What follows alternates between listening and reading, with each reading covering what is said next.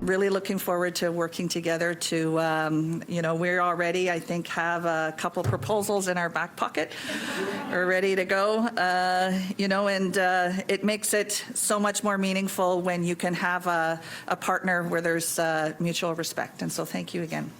After the national inquiry, the National Action Plan was announced by the federal government on June 3rd to end the violence against First Nations, Métis, and Inuit women, girls, and LGBT+ people. Thursday, the Minister of Crown Indigenous Relations, Carolyn Bennett, joined the Mama-Wichua Center members to outline the budget for new investments.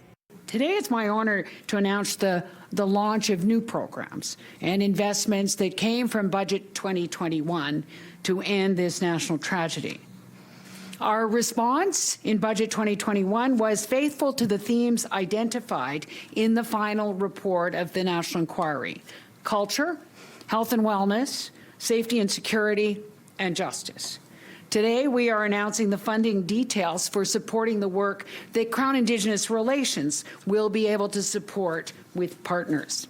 The government's federal pathway to addressing missing and murdered Indigenous women, girls, and 2S LGBTQIA+ people will now invest over $180 million. The majority will go towards creating cultural spaces in Indigenous communities, $12.5 million to support families and survivors of missing loved ones, over $36 million to enhance support of organizations, and $24.5 million to create an Indigenous Data Advisory Group. This takes steps in the right direction for reconciliation and closure for families and loved ones. I welcome the commitments of the federal government today for creating funds and programming opportunities through which First Nations-led solutions can be heard and created. It's critically important to ensure that First Nations have long-term, sustainable, and fully resourced infrastructure and support to Indigenous women, girls, 2SL, plus people, families, and survivors. Members of the National Family and Survivors Circle are pleased with the amount of funding, having co-developed the program.